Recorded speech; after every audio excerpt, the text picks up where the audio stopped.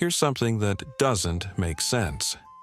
In feudal Japan, a period with no antibiotics, no surgery worth trusting, and an average life expectancy somewhere around 40 years, some of the most dangerous men alive were over 50. Not retired generals sitting on cushions giving orders. Actual fighters. Tsukahara Bokuden was still winning duels at 82. The founder of the Kotori Shinto Ryu school reportedly lived to 101 and didn't even begin his most serious training until after 60. Miyamoto Musashi, perhaps the most famous swordsman who ever lived, wrote his greatest work on strategy and combat in his final years, in a cave, while most men his age were already in the ground. These weren't exceptions or legends inflated by time. They were products of a system. A deliberate, highly refined system for keeping the human body and mind combat-ready long after the age when modern science says you should be slowing down. And the strangest part is they did it all without a single gym, without protein shakes, without any of the equipment we've been told is essential for staying strong past middle age. So, what did they know that we don't? To understand this, you have to throw out everything the modern fitness industry has taught you about aging. The standard story goes like this. You hit your peak somewhere around 25 to 30, and then it's a slow, inevitable decline. Muscle mass drops. Joints wear out. Bones get brittle. The best you can do is manage the damage. Buy a gym membership. Take supplements. Hope for the best. The samurai looked at this problem from the completely opposite direction. They didn't try to fight aging with brute force. They redesigned the way the body moves so that aging barely mattered. And it starts with one idea that sounds almost too simple to be real. The concept is called hara. In Japanese martial culture, the hara refers to the lower abdomen, roughly 3 inches below the navel. There's a more specific point within it called the tendon, and this is where things get interesting. For centuries, samurai were taught that all movement, every strike, every step, every breath, originates from this single point. Not from the shoulders, not from the arms, from the center of the body. Now, that might sound like mysticism, but modern biomechanics actually backs this up completely. When you initiate movement from your core, from your pelvic girdle and deep abdominal muscles, you distribute force across the largest and most resilient muscle groups in your body. The load doesn't concentrate on your shoulders, your knees, your lower back, the joints that break down first in modern athletes. Instead, the entire body works as one connected chain. A young fighter can get away with muscling through techniques using his arms and shoulders because he has the raw power and the cartilage to absorb it. A 50-year-old cannot. But a 50-year-old who has spent decades learning to move from his center doesn't need to. He generates the same force, sometimes more, while putting a fraction of the stress on the parts of the body that age destroys first. Simple math, really. Less joint stress per movement, multiplied over thousands of movements per day, multiplied over decades. The savings are enormous. But here's the thing about the hara. It wasn't something you activated during training and then forgot about. This is where the samurai approach diverges completely from how we think about exercise. Musashi wrote 22 specific rules about posture in his Book of 5 Rings, and the core instruction was this. Your combat posture and your everyday posture must be identical. There should be no difference between how you stand when facing an enemy and how you stand when eating breakfast. Think about what that means in practice. Every single moment of the day became training. Sitting, walking, standing, picking something up from the ground, all of it was performed with the spine aligned, the shoulders relaxed, the lower belly engaged. The samurai wasn't exercising for 1 hour and then collapsing into a chair for the other 15. He was in a state of what you could call passive conditioning from the moment he woke up to the moment he slept. Modern research on postural health confirms exactly why this matters. Chronic poor posture, the kind most people maintain for 8 or 10 hours a day sitting at desks, creates compressive forces on the spinal discs that accelerate degeneration. The samurai's constant postural awareness essentially eliminated this. His spine was being decompressed all day long, not compressed. His stabilizer muscles were firing all day long, not atrophying. And all of this happened without him ever setting foot in anything resembling a gym. Musashi had a specific way of walking that illustrates this perfectly. He called it natural walking, but it was anything but casual. Instead of the heel-striking, bouncing gait that most people use, the samurai walked with a lower center of gravity, almost gliding. The feet stayed closer to the ground. The hips stayed level. There was no wasted vertical movement. For a warrior, this had obvious tactical advantages. You could change direction instantly. You couldn't be easily unbalanced. But for an aging body, the benefits were even more profound. Every step a normal person takes sends a shockwave up through the ankles, knees, hips, and spine. Over a lifetime, that impact adds up. The samurai's way of moving dramatically reduced that cumulative damage. A 60-year-old samurai who had walked this way his entire life had joints that had absorbed a fraction of the impact of a 60-year-old who walked the modern way. His knees weren't wrecked. His hips weren't ground down.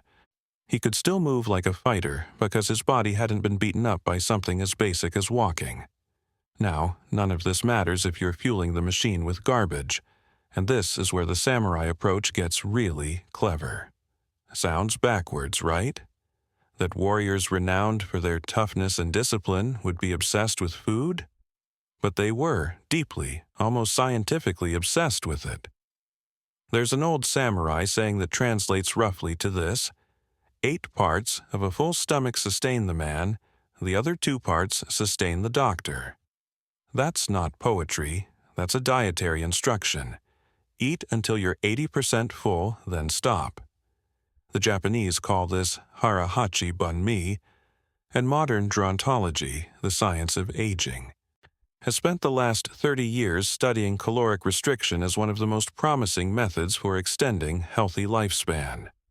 When you consistently eat slightly less than your body wants, a cascade of protective mechanisms kicks in. Cellular repair processes ramp up. Inflammation drops. Insulin sensitivity improves. The metabolic pathways that drive aging and degenerative disease literally slow down. The samurai figured this out roughly 400 years before laboratory mice confirmed it. The specific composition of what they ate matters just as much as how much. The traditional Japanese diet, called washoku, was built around a few key pillars, and every single one of them reads like a modern anti-aging prescription, written by someone who traveled back in time with a nutrition textbook. Fermented soy products like miso and natto were daily staples. Natto in particular is one of the richest natural sources of vitamin K2, a nutrient that directs calcium into bones where it belongs and away from arteries where it causes hardening and cardiovascular disease. For a warrior over 50, this was doing double duty. Stronger bones and cleaner arteries from the same bowl of fermented beans every morning. Seaweed and kelp provided iodine and trace minerals that kept the thyroid functioning properly, which is critical because thyroid decline is one of the major drivers of the fatigue and weight gain that people accept as normal aging. Fish, eaten regularly, supplied omega-3 fatty acids that kept chronic inflammation in check. Inflammation is the silent engine behind almost every disease of aging. From joint pain to cognitive decline to heart disease, the samurai diet was essentially an anti-inflammatory protocol before anyone had a name for it. And then there was green tea. Consumed multiple times daily, it provided catechins and a compound called EGCG that act as powerful antioxidants. Research has linked regular green tea consumption to reduced rates of cancer, improved brain function, and better cardiovascular health. The samurai wasn't thinking about antioxidants. He was drinking tea because it was part of his culture. But his culture had accidentally, or perhaps not so accidentally, built a delivery system for some of the most protective compounds found in nature. There's a man named Kaibara Ekeken who connects all of this into a single framework, and his story is worth knowing. Ekeken was born in 1630. He was both a physician and a samurai, and he lived to 84, which in that era was roughly equivalent to making it past 100 today. He wrote a treatise called the Yojokun, which translates to Instructions for Nourishing Life, and it was essentially a longevity manual for the warrior class. Ekeken's core argument was radical for his time, and still somehow ahead of ours. He said that medicine should be the absolute last resort. The primary defense against aging and disease should be diet, moderate exercise, regulated sleep, and the careful conservation of vital energy. He specifically recommended that after 50, food should be warm and well cooked, because the body's digestive fire naturally weakens with age. Cold and raw foods, he argued, force the aging digestive system to work harder for less return. Modern gastroenterology actually supports this. Older adults produce less stomach acid and fewer digestive enzymes, making cooked foods genuinely easier to absorb. Ekeken was prescribing evidence-based nutrition 3 centuries before the evidence existed. But here's where things get really interesting. Because diet and posture, as powerful as they are, still don't explain how a 50-year-old samurai could walk onto a training floor and perform at a level that would challenge men half his age. That comes down to how they trained, and their method was the exact opposite of what modern fitness tells you to do. The foundation of samurai physical training was the kata. A kata is a predetermined sequence of movements, a form, practiced thousands of times over a lifetime. On the surface, it looks repetitive, almost meditative. And from a modern fitness perspective, that's exactly what makes it genius. Modern exercise culture is obsessed with novelty, with progressive overload, with constantly pushing past limits. And for a young body, that works. But it also breaks things. Stress injuries, joint degradation, torn ligaments, herniated discs, the casualties of modern fitness are staggering. The samurai's approach was fundamentally different. He practiced the same movements over and over, but with an ever-deepening focus on biomechanical perfection. Each repetition wasn't about lifting more or going faster. It was about removing one more unnecessary tension, finding one more degree of efficiency, transmitting force through the skeleton with a little less muscular effort than the time before. Studies on elderly practitioners of traditional martial arts show exactly what this produces. Researchers have documented increases of 9 to 34% in functional strength and up to 20% improvement in balance among older practitioners, not from lifting weights, from practicing forms. The kata essentially functions as dynamic physiotherapy. Every major joint moves through its full range of motion. The deep stabilizer muscles that protect the spine and pelvis are constantly engaged.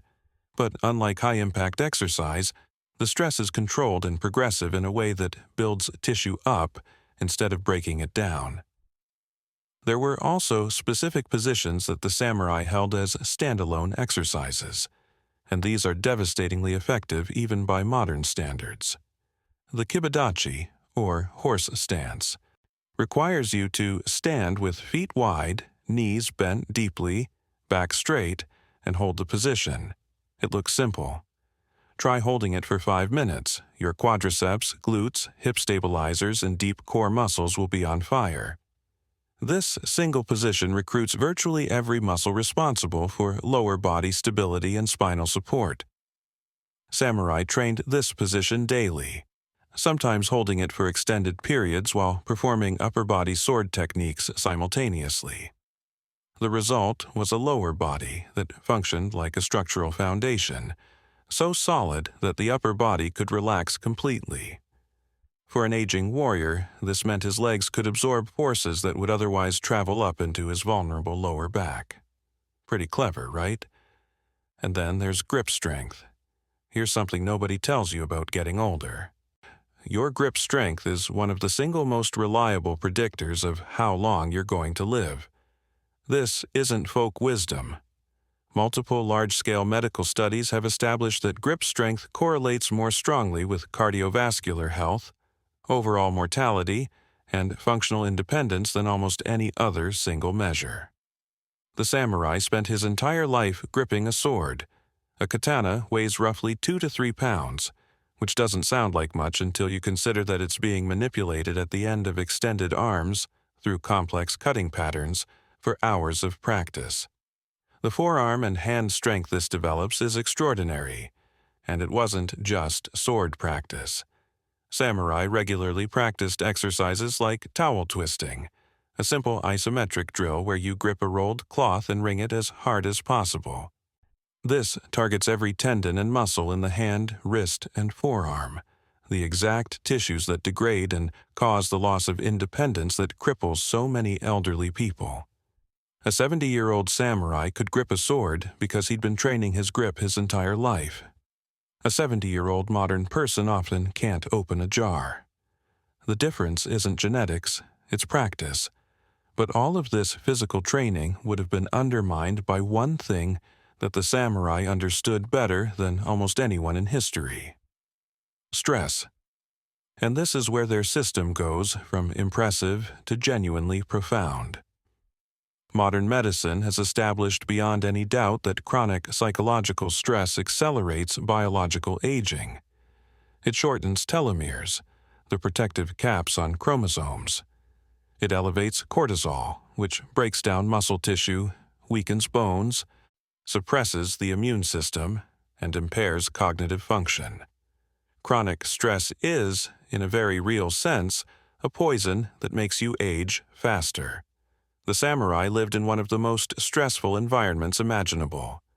Their profession was killing, and the constant possibility of being killed. A single mistake, a single moment of inattention, could mean death. By every modern measure, they should have been destroyed by stress.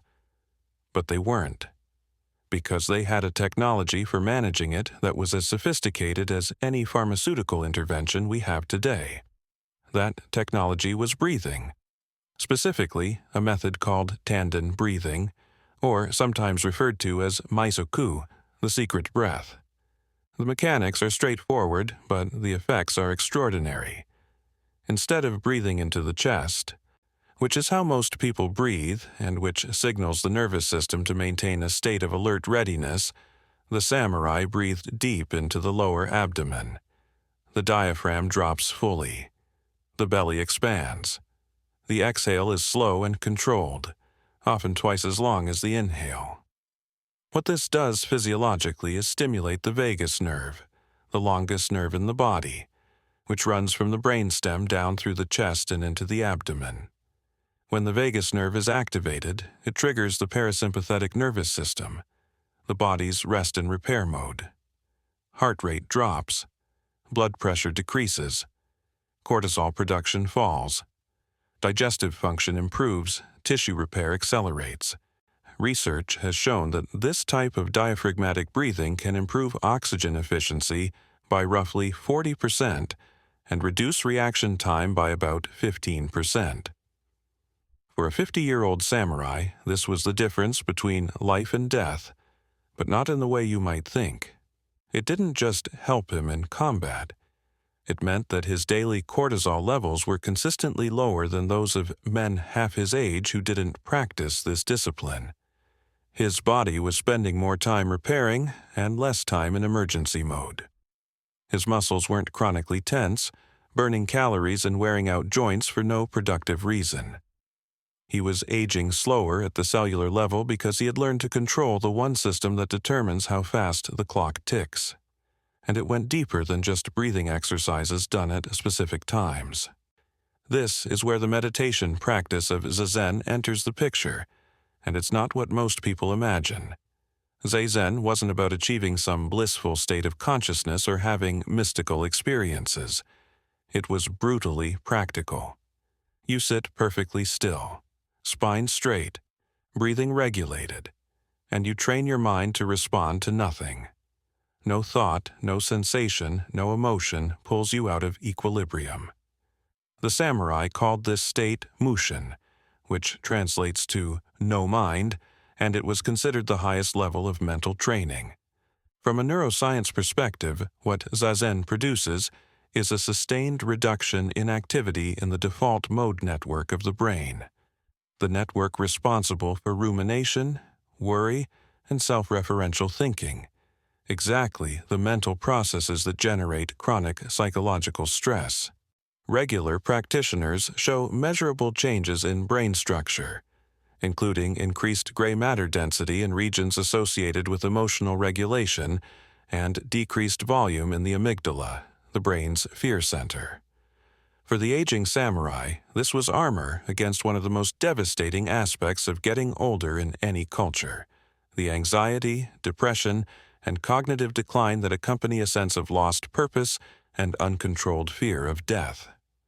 The samurai's relationship with death is the key that unlocks the entire system, and it's the thing that's hardest for modern people to understand. Musashi wrote in his final work, the Dokudo, that the path of walking alone required accepting everything exactly as it is, no resistance to reality, no fantasy about how things should be. One of his most famous precepts was to think lightly of yourself and deeply of the world. This wasn't nihilism, it was strategic. By accepting that death could come at any moment, the samurai eliminated the single greatest source of chronic stress that afflicts aging humans, the fear of decline and mortality. Modern psychology has a name for this. It's called terror management theory, and it describes how the unconscious fear of death drives enormous amounts of anxiety, destructive behavior, and psychological suffering.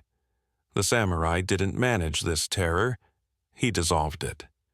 And by dissolving it, he freed his body from the constant chemical assault of fear-driven cortisol, allowing his physical systems to function at their biological optimum well into old age. Makes sense, right?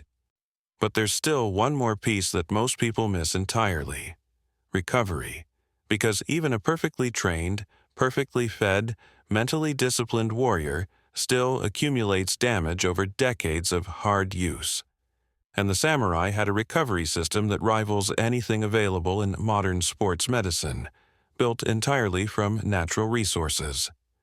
The first tool was heat. Japan is a volcanic island, and natural hot springs called onsens are found throughout the country. The samurai used these deliberately and systematically. Soaking in mineral-rich hot water does several things simultaneously. Heat dilates blood vessels, improving circulation to damaged tissues. Minerals like sulfur, calcium, and magnesium are absorbed through the skin, reducing inflammation and supporting joint health. The hydrostatic pressure of being submerged compresses the body gently and evenly, promoting lymphatic drainage and reducing swelling. For a warrior with decades of accumulated microtrauma in his tendons and ligaments, regular onsen use was essentially physical therapy without a therapist. Then there was moxibustion, a practice that involves burning dried mugwort herb over specific points on the body. This sounds primitive until you learn that it produces a controlled thermal stimulus that increases local blood flow and triggers an inflammatory response, not the chronic kind that causes disease, but the acute, targeted kind that initiates healing. Tendons and ligaments have notoriously poor blood supply, which is why they heal so slowly and degrade so stubbornly with age. Moxibustion essentially forces blood into these tissues. Samurai over 50 used this regularly to manage the chronic aches and stiffness that are inevitable after a lifetime of physical demand. It didn't eliminate the damage. It kept the body's repair systems focused on it. And perhaps most interesting of all was the practice of abdominal self-massage, or hara massage. The samurai would systematically knead and manipulate the muscles and tissues of the abdomen to maintain what they described as softness in the center. From a modern medical perspective, this practice improved digestive motility, reduced the fascial adhesions that accumulate with age and restrict organ movement, and maintained the flexibility of the diaphragm. Since the diaphragm is the primary muscle of breathing, and breathing was the foundation of their stress management system, keeping the abdomen supple was essentially maintaining the engine that powered their entire approach to longevity. Now, if all of this sounds too good to be true, consider the evidence that isn't anecdotal but measurable. Contemporary studies on traditional martial arts practitioners show something remarkable. Bone density in veteran karate and judo practitioners is significantly higher than in age-matched non-practitioners, providing measurable protection against osteoporosis and fracture. This isn't from calcium supplements or pharmaceutical interventions. It's from decades of controlled impact and axial loading through proper movement patterns. Exactly what the samurai system produces. The body responds to mechanical demand. Apply force through the bones in a controlled, consistent manner, and the bones become denser. Stop applying that force. Sit in a chair for 30 years, and the bones hollow out. The samurai method kept force running through the skeleton for an entire lifetime, and the skeleton responded by staying strong. There's a modern example that ties all of this together in a way that's hard to argue with. Hiro Onoda was a Japanese soldier who held his position in the jungles of the Philippines for 29 years after the end of the Second World War, refusing to believe the war was over. When he finally emerged from the jungle in 1974, he was 52 years old. He had spent nearly 3 decades living in extreme conditions without medical care, without any fitness equipment, without any of the support systems we consider essential for health. And he was in remarkable physical condition. His diet was whatever he could find or grow, and consumed in moderate quantities out of necessity. His movement was constant, functional, and integrated into survival, not isolated into workout sessions. His mental discipline was absolute, forged by decades of the exact kind of focused, present-moment awareness that Zazen cultivates. Onoda went on to live until 91. Not in a hospital bed, not in decline. He returned to civilization, started a nature school for young people, and remained active until the end. He didn't follow the samurai system consciously, but he lived it. The principles worked because they're based on how the human body actually functions, not on how the fitness industry wishes it functioned. The real question isn't whether the samurai system worked. It clearly did. The real question is why we abandoned it. Why did we trade a holistic, integrated approach to lifelong strength for a model that treats the body like a machine that needs to be pushed harder and harder until it breaks, and then repaired with increasingly expensive interventions? The samurai didn't separate physical training from daily life. Every moment was training. They didn't separate nutrition from medicine. Food was medicine. They didn't separate mental health from physical health. The mind and body were one system, and you maintained both with the same practices. They didn't chase peak performance at the cost of longevity. They pursued sustainable performance that could be maintained for an entire lifetime. And there's one more principle buried in all of this that might be the most important of all. The Japanese concept of bunbu ryodo, the dual path of the pen and the sword. As a samurai aged and his raw physical capabilities naturally diminished, even by a small degree, he was expected to increase his intellectual and artistic cultivation proportionally. He studied poetry, calligraphy, philosophy, strategy. This wasn't a consolation prize for getting old. It was the design of the system. The warrior's value to his community and to himself didn't depend on being the strongest or the fastest. It depended on being the most complete. As the body refined itself into efficiency, the mind expanded into wisdom. There was no age at which a samurai became useless, because the definition of strength itself evolved with the person. Kaibara Ekiken captured this perfectly when he argued that the cultivation of vital energy wasn't about hoarding physical power. It was about eliminating waste. Wasted movement, wasted emotion, wasted food, wasted breath. Every element of the samurai's life was audited for efficiency, not in the cold, mechanical sense, but in the way a master craftsman eliminates unnecessary strokes. What remains is essential, precise, and beautiful, and it lasts. The weird part is, none of this requires going back in time. The posture correction, the breathing techniques, the dietary principles, the movement practices, the stress regulation, the recovery methods, all of it is available right now, today, without any special equipment, without a gym membership, without a single supplement. The samurai didn't have access to anything we don't have access to. They just understood something about the human body that we've somehow managed to forget in the age of technology and convenience. That the body doesn't need to be forced into strength.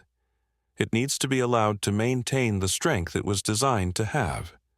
Remove the obstacles, the chronic stress, the inflammatory diet, the sedentary posture, the shallow breathing, the disconnection between mind and body, and what's left is an organism that can remain functional and powerful far longer than the modern medical model predicts.